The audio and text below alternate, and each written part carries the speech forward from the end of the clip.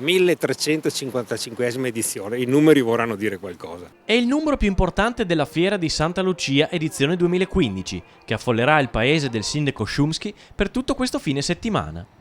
Una fiera moderna che vuole anche continuare ad essere una fiera di paese, così diversa dai capannoni staccati dalla città come per Verona o ai margini dei centri storici come Pordenone. Qui la fiera è diffusa da più di 100 anni, ma non vuol dire che il tempo si sia fermato, anzi, visto che per Santa Lucia è l'ultima edizione da nazionale.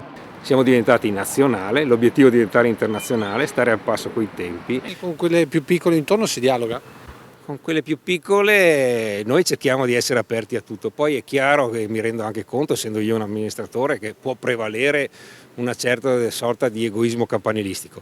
La stoccata Bonaria è al sindaco Bonet e alla fiera di Godega con la quale Santa Lucia parla da tempo senza però risultati concreti. Quelli arrivano dall'estero con marchi prestigiosi tra le macchine agricole che hanno scelto Santa Lucia per lanciare nuovi prodotti, fino ad arrivare con i reality agricoli che fanno il casting tra gli stand.